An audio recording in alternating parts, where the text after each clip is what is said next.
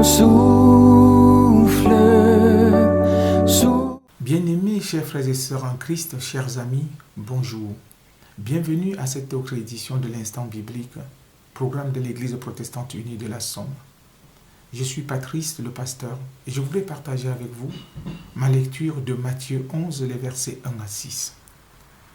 Lorsque Jésus eut achevé de donner ses instructions à ses 12 disciples, il partit de là pour enseigner et proclamer dans les villes de la région.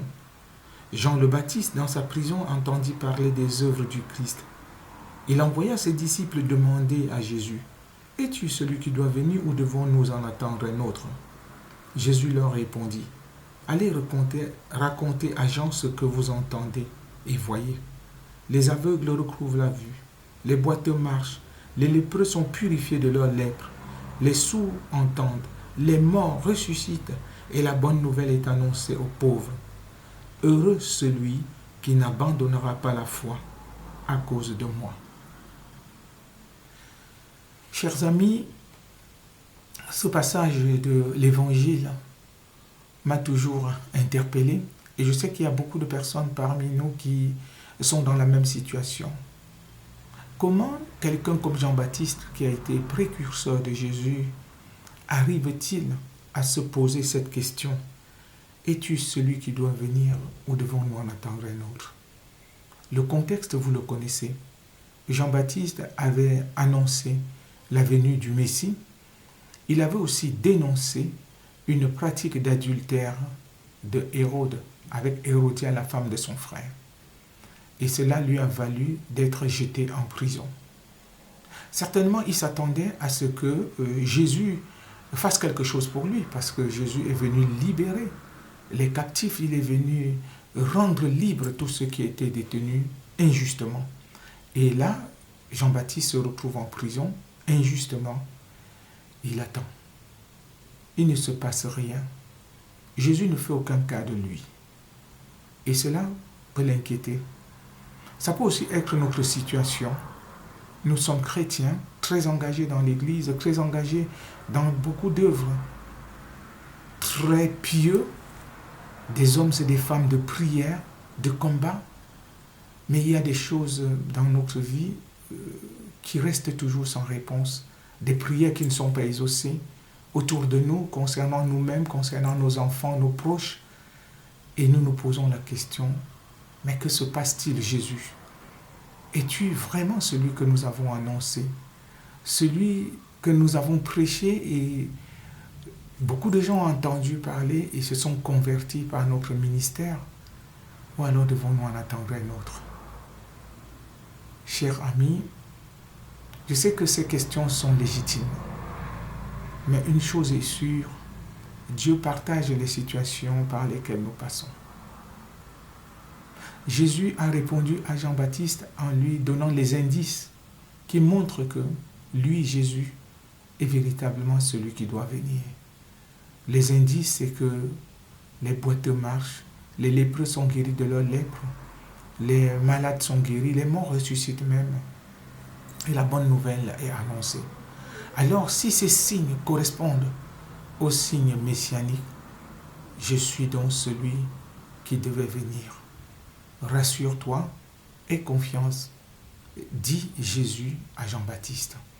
Et cette réponse, Jésus nous l'adresse aussi aujourd'hui. Il est vraiment celui qui doit venir. Il est celui qui est venu. Ce n'est pas parce que certaines situations de notre vie n'ont pas de réponse ou apparemment pas de réponse que nous pouvons dire que Dieu a changé. Il est le même hier, aujourd'hui, éternellement. Restons dans la confiance et continuons à croire que le Seigneur agira en son temps, puisque c'est lui qui est le maître du temps. Vivons de sa paix et de sa grâce, et aussi et surtout de la confiance qui vient de nos foi. Je nous invite à la prière. Dieu notre Père, tu sais combien de nombreuses questions s'élèvent à l'intérieur de nous, même si parfois nous n'osons pas les poser aux autres. Nous avons vraiment besoin de toi. Nous avons besoin de nous sentir réconforter, de nous sentir accompagnés par toi. Quand nous passons par des épreuves, quand nous avons des cas qui semblent ne pas avoir de solution, quand nos nombreuses prières semblent n'avoir pas d'exaucement, Seigneur, nous voulons nous reposer sur toi. Donne-nous de vivre de la confiance et de la paix. Chacun de nous, tu le sais, a une situation qui le préoccupe. Et nous voulons tout déposer devant ton trône de la grâce et nous relever dans la confiance que tu es fidèle et tu agis.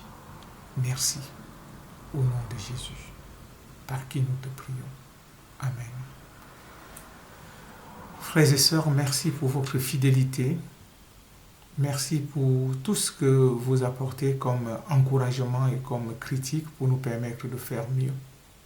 Je vous souhaite donc une bonne journée, bonne suite de la semaine, bonnes vacances à ceux qui auront le privilège d'aller en vacances. Surtout, prenez soin de vous, veillez sur les enfants. C'est parfois des périodes très agitées. Que Dieu donc vous bénisse et vous garde. Avant de nous séparer, nous allons chanter ensemble ce cantique « J'ai ta confiance ». Au revoir et à très bientôt.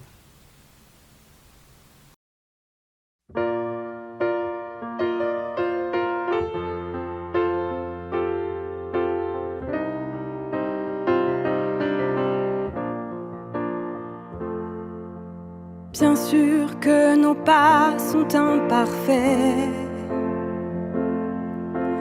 La vie c'est fait de virages, de retours en arrière. Bien sûr, on n'est pas que ce que l'on fait. Et l'on mesure l'écart avec ce que l'on voudrait être. Mais quand les nuages en moi s'amoncellent, il y a tout au fond ce message qui me rappelle que j'ai ta confiance, j'ai ton soutien, j'ai l'amour que tu nous donnes. Je fais confiance, tu es mon chemin. Par l'amour que tu nous donnes, je fais le mien.